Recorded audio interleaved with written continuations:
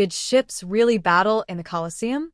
The bizarre true stories that inspired Gladiator II.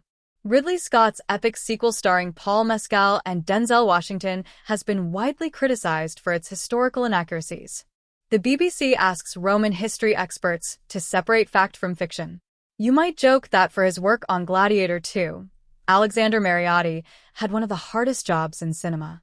He was the film's historical script consultant, which meant advising director Sir Ridley Scott when the script strayed from the record. This article contains spoilers for Gladiator II. Scott has made it clear that he doesn't care if his films are historically inaccurate, however, even when they're based on real people and events. In 2023, after TV historian Dan Snow pointed out several inaccuracies in Scott's film Napoleon, Scott said Snow should get a life. But Mariotti, who also works as a historian and is a leading speaker on gladiators, combat, and weaponry, knew what he was letting himself in for. From the very start I said to them, "Look, I know we're not here to make a documentary. I always know that we're there to make films and entertain," Mariotti tells the BBC.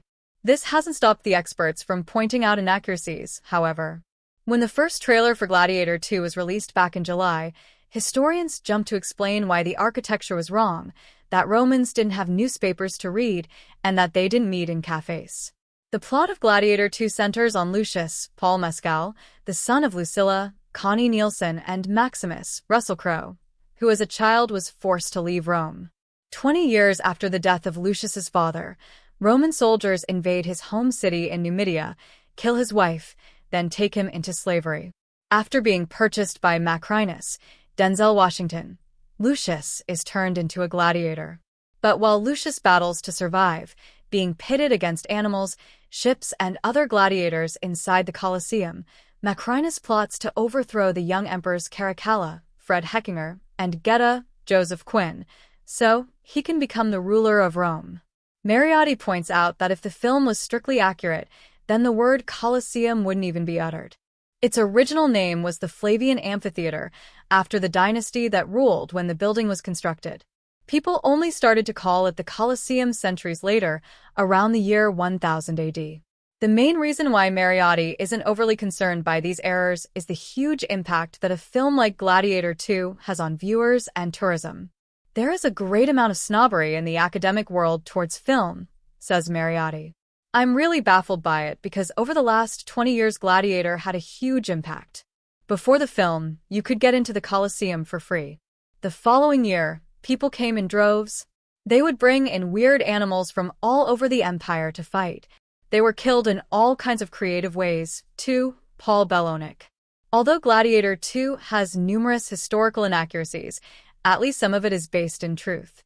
Shortly after being captured, Lucius has to survive a troop of baboons.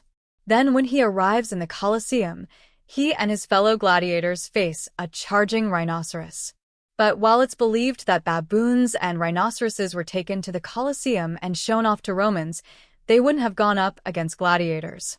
Instead, gladiators would have had to fight lions, panthers, and elephants. It is believed that a rhino was present at the opening of the Colosseum in 80 AD, where it fought a bull, bear, buffalo, lion, and bison. They would bring in weird animals from all over the empire to fight, says Paul Bellonic, a professor at UC Law SF, who also wrote Restraint, Conflict, and the Fall of the Roman Republic.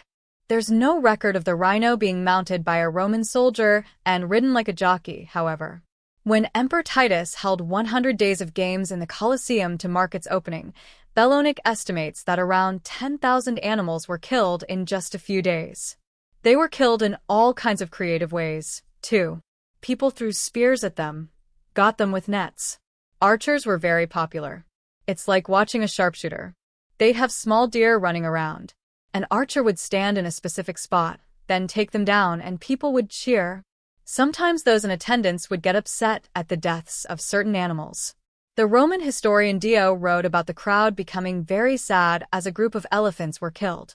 He noted that the creatures were pitted by the people when, after being wounded and ceasing to fight, they walked about with their trunks raised toward heaven. Entertainment over accuracy. Arguably the biggest action sequence in Gladiator II is also its most egregious deviation from history. When Lucius and several other gladiators are forced to take part in a mock naval battle, Scott seemingly revels in making the set piece as over-the-top as possible. In reality, if an emperor wanted to outdo his predecessor, he would hold a mock naval battle, known at the time as Nomakia.